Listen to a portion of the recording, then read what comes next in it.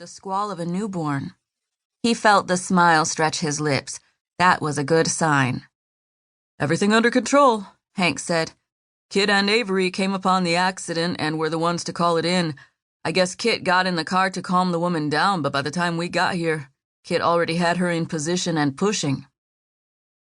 Dillon nodded at the good report, and then froze, and not because of the -10-degree wind chill. Kit had just delivered a baby. Kit Derby, the town psychiatrist. He immediately moved around the car to the other door and yanked it open. "Hey!" Kit shouted as cold air and snow swirled in. "Fuck." Dillon glowered at her, not showing any chagrin, but he moved in to block the doorway with his body. "What the hell are you doing?" he demanded. She was cradling a newborn baby against her chest, as a matter of fact. "I'm hoping that you'll get your ass around this car and either take this baby before he freezes or take care of Sarah," she shot back.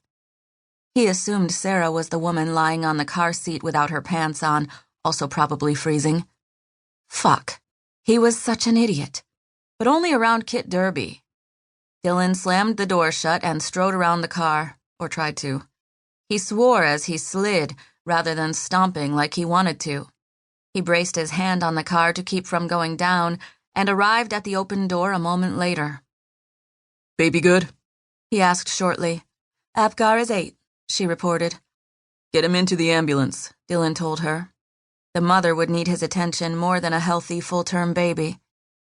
Kit moved to get out of the car, the blanket Hank had given her wrapped around the baby and over his head.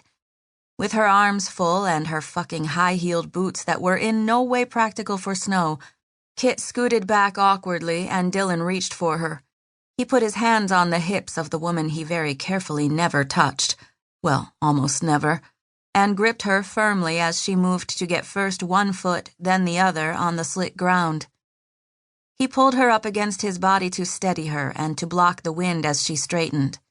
One of her boots slid on the pavement, and he wrapped an arm around her middle, pulling her even closer and bracing his feet to keep them both upright. Thankfully, Hank was right there, taking the baby and heading the short distance to the ambulance. Dillon had no time to think about how much he loved having Kit in his arms and up against him. "You good?"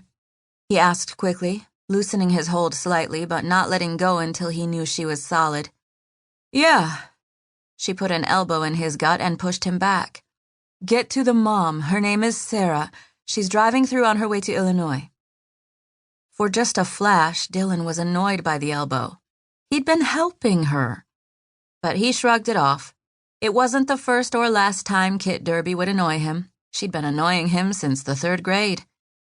Dillon ducked into the car. "Hi, Sarah. I'm Dr. Alexander." The woman gave him a small smile, but she looked on the verge of tears. She was a long way from Illinois, in a blizzard, and had just given birth on the side of the road. Any of those things would have rattled someone by itself, but she had all 3. He gave Sarah a quick exam and then turned to call for a blood pressure cuff and other supplies.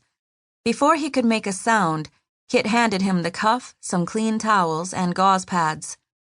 "Thanks," he said tersely. And he wasn't even sure why he felt terse. She was helping him. But he and Kit just always rubbed each other the wrong way, no matter what. He swore that she could be giving him one of her own kidneys and he'd be irritated on some level, and vice versa. There was a lot to that, but he didn't have time to think about it right now, or ever. He'd spent hours and hours of his life thinking about Kit Derby and why she made him crazy. He checked Sarah's blood pressure and other vitals, asked her a few more questions, and got her ready for transport to the hospital. "You'll be okay till we can get you up to the hospital, but we'll have to do some stitches," he told her, "and get you started on an IV for hydration and some antibiotics." "When can I see my baby?" she asked. "The second I get you into that ambulance," he told her with a smile. "I'll bet he can't wait to see you either." He wanted to get baby and mom skin to skin and get a better look at the kid. Dillon backed out of the car as Hank, who had handed the baby off to his partner, got into the back seat and draped Sarah with a clean blanket, then helped her slide across the seat to the door.